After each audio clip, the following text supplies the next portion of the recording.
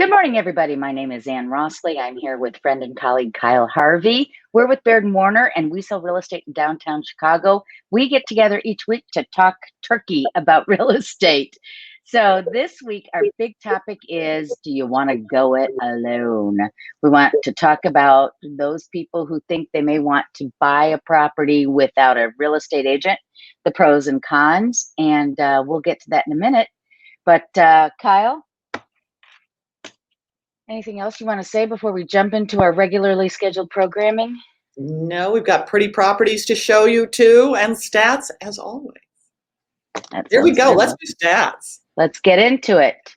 Let's talk Chicago housing market. And, you know, from time to time, I talk about different areas. Today, we're going to talk about the basic lakefront area, which is from the South Loop all the way up to and including Edgewater, as well as the west neighborhoods like Logan Square, Avondale, Westtown, and so on. Let's talk single family sales first in terms of closed sales. Year to date, 1,172 single family homes have closed. Incredible. And that is up 61% versus previous year. As you can see, it's also up substantially versus 2019.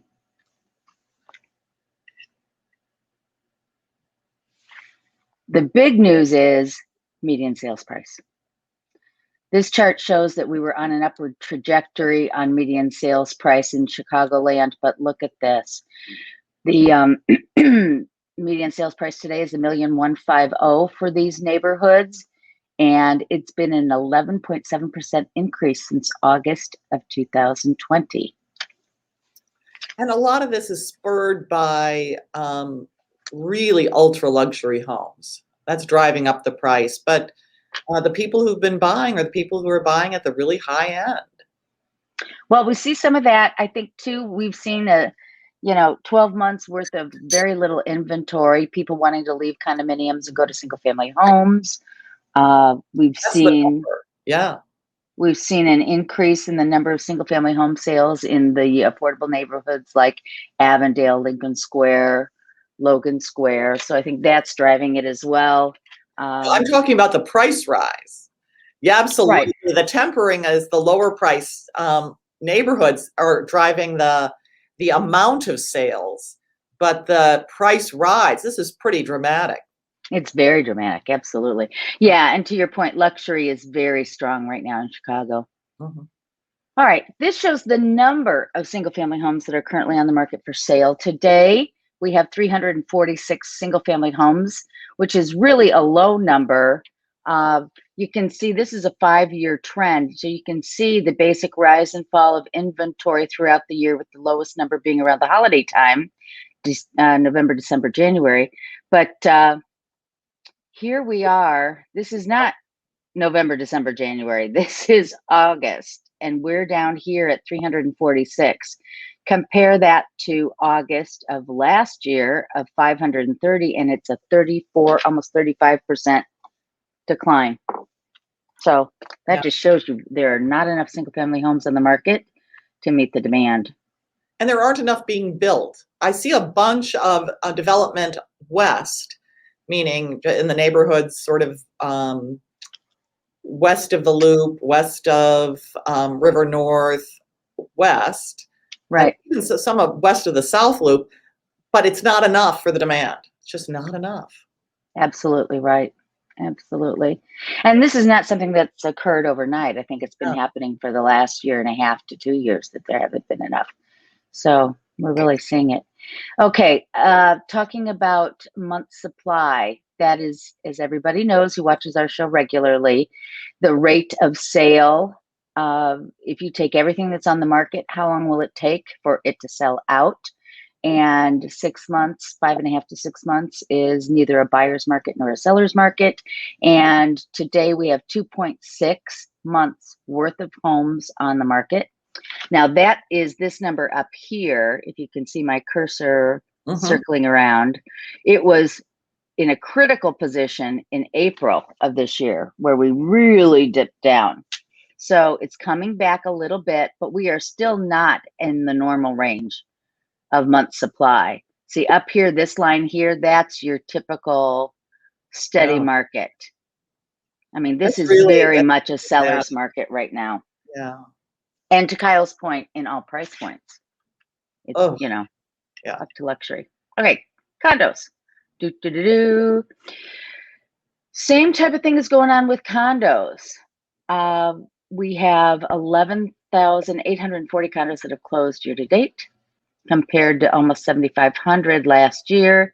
And this is, whoopsie, didn't mean to go blue on y'all. This is 58% increase over previous year. Yeah, wow. Now, this is a monthly figure on median sales price. So this month, August of 410,000 is just a little bit below August of 2020 of 415. But look, we're still seeing an upward trend. The graph is increasing. Yes. And it's still, yes, we've had a blip. Yeah. So, and it just could be, you know, one of the factors is, especially like in the Loop, the college kids come back. You see a bunch of lower price properties selling, parents buying condos for their kids, first time buyers getting out of college or, you know, whatever. So August tends to be lower priced. And August always tends to be quiet. Yeah. Yeah.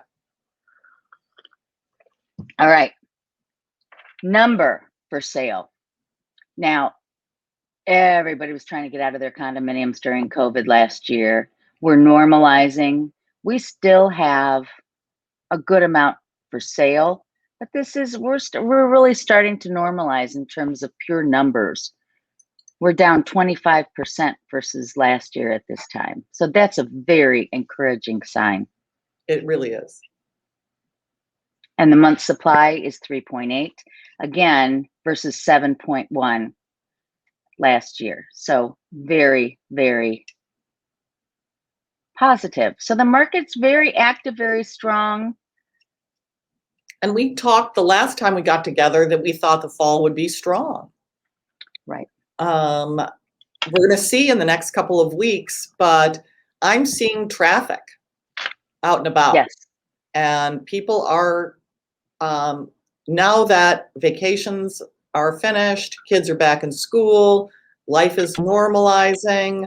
I think we're going to have an interesting fall, an unusual fall, not a typical fall. So I can't wait to see what it is.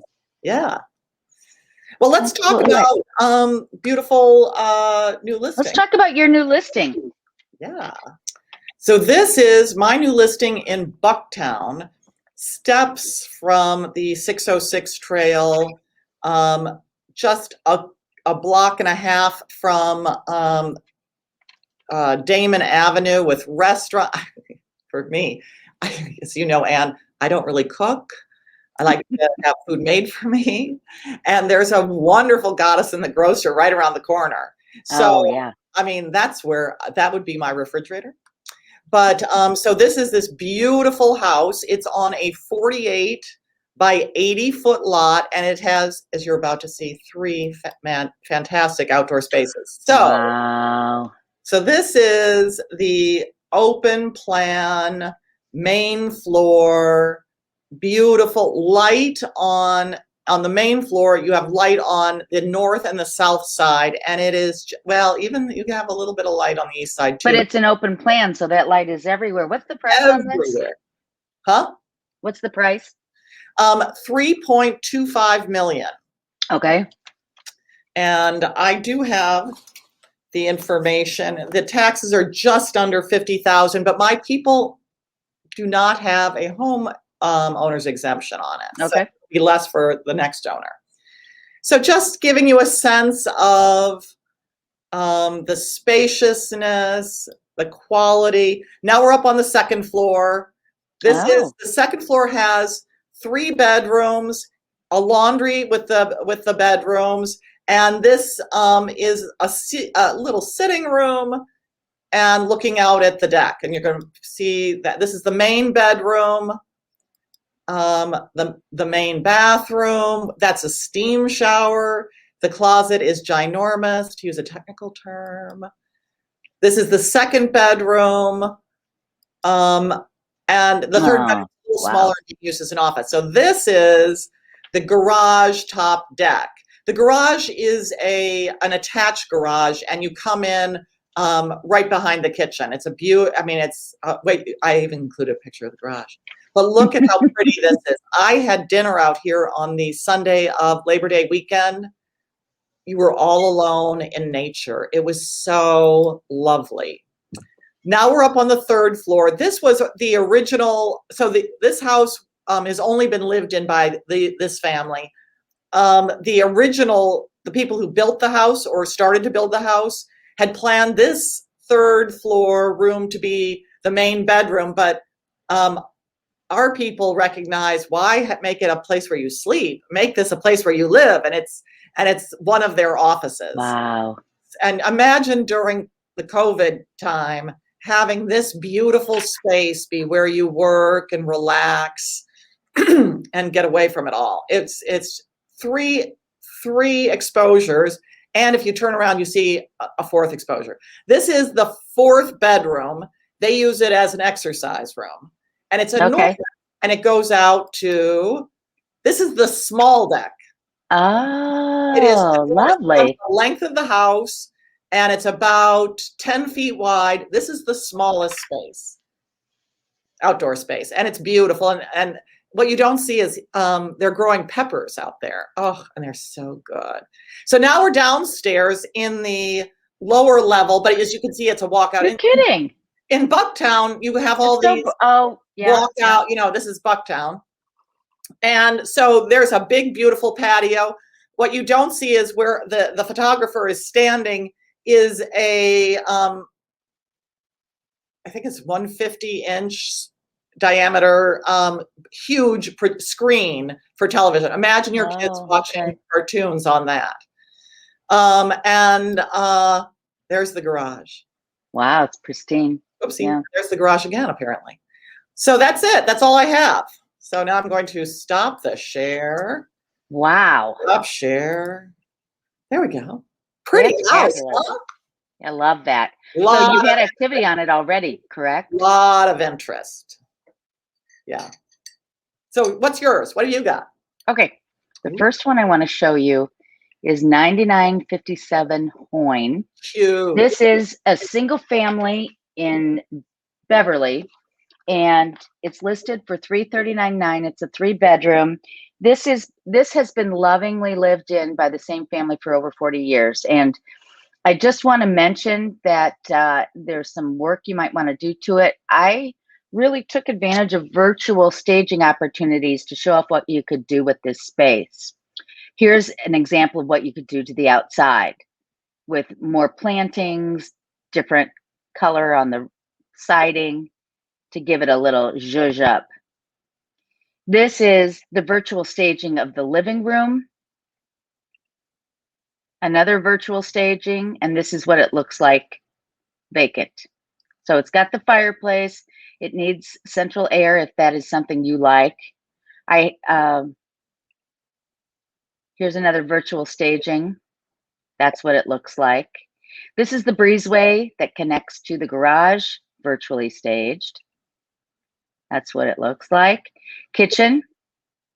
Now, what I would do is I would open this wall up, have it open from the kitchen to the dining area there.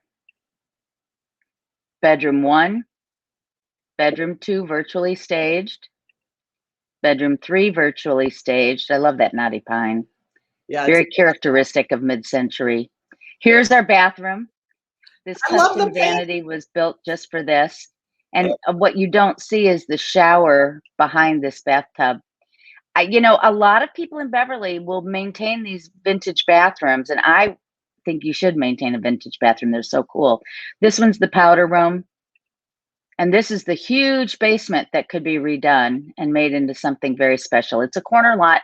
Homes in this area are selling in the 500s and up. So to get into a home here for $339,900, and just FYI, it's very close to the train, and it takes me 20 minutes to get there from my home at Jackson in Michigan. So now I'm going to share with you Great. a second one. What do you think? You ready to buy it? Well, I think it's great. That's a family home you can move into and work as you went. It looks great, Anne. Yeah, it's a great opportunity, truly. Yeah. Now, this next one is another great opportunity.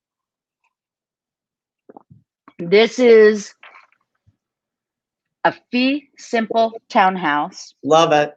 in Wrigleyville. It's east of Wrigley Field, so you're going to have less of the Wrigley traffic. Although I have to say, I was at an open house there yesterday, and we could hear the roar of the crowd. And I was told you don't hear it all the time, but it really was inspiring to hear it. They were cheering This on is the listing. Pardon? They were cheering on the listing. Yeah, that's it. So this is a 3-bedroom plan. It's currently a 2-bedroom. Only $150 a month for assessments, and it's listed for $499.9. So wait. You just said it was a fee simple, and yet you pay assessments. Right. That is correct. Fee simple meaning you're responsible for the roof, you're responsible for the exterior, but the association will take care of the common areas, such as the mail area. They have 4 security cameras. They have a cool butterfly intercom system. So when you come to the door, there's a camera. It goes to your personal phone, so people in the home can see you at the gate and buzz you in, talk to you. It's very high quality.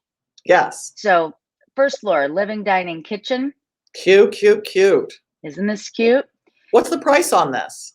$499.9 for a 3-bedroom in that area with parking. Crazy. And low assessments. Yeah, it's really a great price. This is the primary bedroom. It goes the width, it's like 20 feet by 14 feet, 18-foot ceilings with these clear story windows, room for a desk. Here's the second floor, and it's currently 1 big bedroom. So you can see it's all opened up, but very simple to put a wall up here to make 3 bedrooms. This has a powder room on the first floor. And with some townhomes, they don't have them on the first floor. That's a very big deal. So, I was saying for a parent who wants to help launch their kids, you could help your child buy this under $500. They could have a roommate on that second floor with the bathroom there, get some rental income, and it would be a great first home. Garage parking's included. It would be a great first home for anybody. It's a great first home. And in a wonderful neighborhood and right around the things that young people want to do. 2 blocks from the red line, the 151's outside the door. Love it. Ideal. Okay. Ready to get on our big topic of the day? Yeah. So one of the things I was a little surprised by when I had my my new listing at a really high price, $3.25 million, is I had a number of people who called me directly, are not using a broker, because this is what they like to do. They like to represent themselves. Mm-hmm. And I was a little surprised. I'm used to that at the lower end, where people come to open houses and then, start to move forward because they haven't really thought, and now they really want the property. But right. Not people who are actively looking and choosing to do this by themselves. And they all had good reasons, and they were both, and I've only had 2 of them right now, but they were both hyper smart people. But at the same time, there were pros and cons. So here's the pros and cons of going solo. Okay. Pros. And cover some. Well, the pro of a lot of people want to save money they think that they're going to save on the commission if they go on their own. They may feel very concerned about their privacy. They don't want to let anybody in on what they're doing. Maybe they just have a distrust of the real estate agents, particularly people who are my age. This is just a quick sideline, but it used to be in Illinois that the agent representing the buyer was technically a sub-agent of the seller. it was set up that because the commission came from the seller, that we actually worked for the seller and nobody really worked for the buyer. License law has since changed. So a buyer working with an agent, that agent has a fiduciary responsibility to the buyer, and they don't share that private information with the seller's agent. So that's just something people should be aware of. Yeah, and people, there is so much more information, not information, data available out on the internet. And when I choose the difference between the word data and the word information, because a lot of that data is wrong. I mean, it's stuff regarding my sales, wrong. I run into this all the time with Zillow, where their information is not correct. They may take it from old tax records.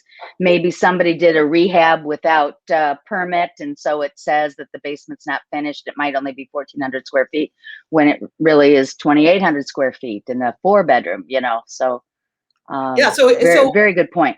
And what an agent provides is actually information, because they go and vet it. They find it the accurate information that's out there. So anyway, right. but so you might save more money. You have this feeling of being in total control. Well, I get, you know, I don't have to worry about the agent's schedule. I don't have to worry about somebody telling me that this is a good property or a bad property. I'm in total control. And that can feel like a really nice thing. It also feels like a project, you know, do it yourself. It feels like a do it yourself project. Let's talk about some cons. Anne? Yeah, buying a home in Illinois is complex.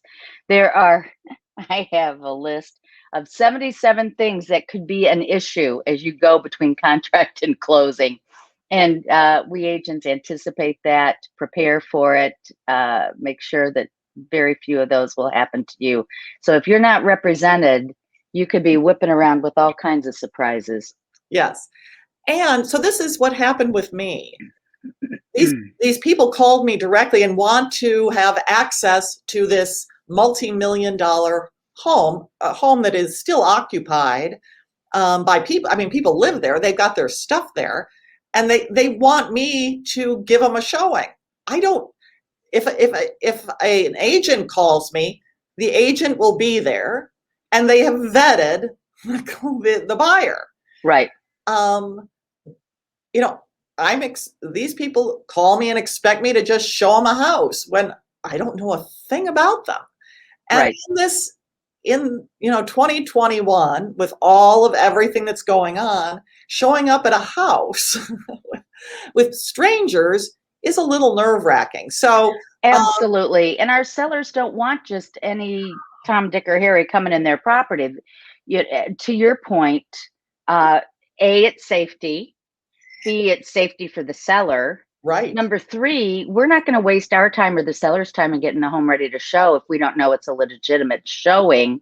And the other thing too is if an agent calls us to set an appointment, we know they've already had the conversation with the buyer about, are you qualified to buy?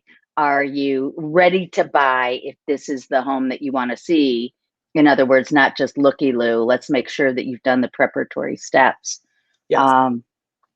So as a result, let me ask you, Kyle, do you take a buyer as seriously when they come in unrepresented as you take a buyer seriously who is represented? I take everybody seriously. However,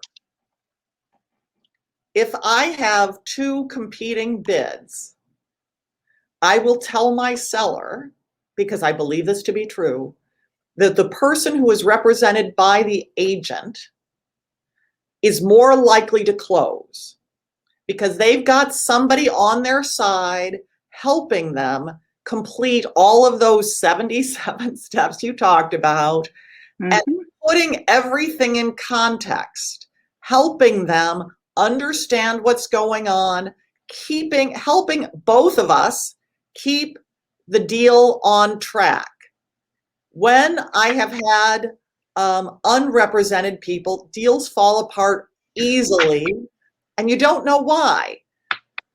So I will counsel a seller that to take a represented buyer more seriously than an unrepresented buyer, because the deal is much less apt to fall apart. Right. Now, to your point, you remember my my 1862 Dayton, $3.5 million listing. Mm-hmm. The first two offers we had were from unrepresented buyers that I had to go through.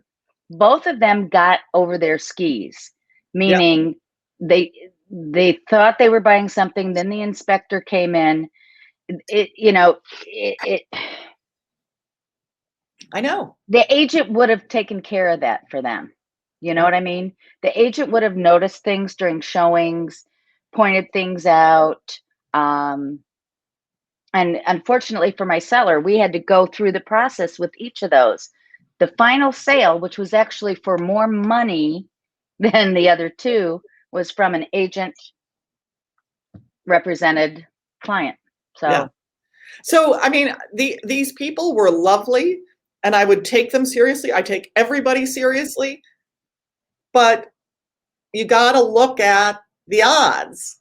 But you then did ask for, with these unrepresented people, you did ask for proof of funds for them, right? And they were lovely, and they did everything I asked, and the people could not have been nicer. They were as you know, the only thing missing was their agent in these showings. And so, but at the same time, you know, I don't know if I would be excited about receiving an offer from either of them. Right. Let's talk money. All righty. Well, so it's funny. I think a number of them think that they'll make an offer, a low ball offer, and say, well, you're saving on the commission. And the answer is you're not necessarily saving on the commission, because the seller has entered into a contract to pay a certain percentage of the price to the seller's brokerage. Now, the brokerage, our employer, we work for Baird and Warner. So they've entered into a contract with Baird and Warner to pay them a certain percentage of the price. And we expect to pay a big chunk of that to the agent who's going to do all of the work to get the buyer and through the process and help us close this deal. So we're going to compensate that broker. Right. If there isn't any broker to pay, Baird and Warner keeps that money. It's not like they don't keep that money. They've been paid. So what you're doing is a benefit to brokerages like App Properties, Compass, Baird and Warner, BHA, whatever, however, all those initials run together. Berkshire Hathaway. Yeah. Coldwell Banker. So you're not actually going to get that much, if any, discount for putting yourself at a disadvantage. And you're not a party to the transaction from the standpoint that you get paid, so therefore you'll never know until the closing table and the closing statement just how much money the listing agent's getting or the listing broker is getting paid. So yeah, it's not a good reason to go solo, is to save money. Because you actually may end up paying more. Because you don't have someone negotiating on your behalf. Yeah. Or losing a house that you would have loved because you didn't know how to go through this yourself. Right. And, you know, so one of these people who was ultra smart has bought a number of properties in other states, said, I like to buy using a lawyer. I'm going to tell you right now, Illinois real estate lawyers are not agents. And they have not dealt with the minutia that agents deal with. They're not going to come with you to an inspection. They're not going to help you put context to an inspection. They're going to say, what do you want to do? And you're not going to know, and you're going to say everything, and then it's going to be a mess. So, so I'm just up to you. Yeah, right. Up to you. I mean, this is not just self-serving. This is really trying to help our people. We really do recommend that you work with a broker. You'll just yeah. And the have fact a better result. And the fact that other states do things differently is interesting, but that's other states. It's like saying they do things differently in France. Why can't we be like France? And it's like, because France is different. Right. So anyway, that's it. Okay. That's So all I got. that is our commentary on going solo. Yeah. We got a Want to Curbio. do it? Out of time. Do we have Curbio, or should we save that for next week? Oh yeah, we're going to save that for next week.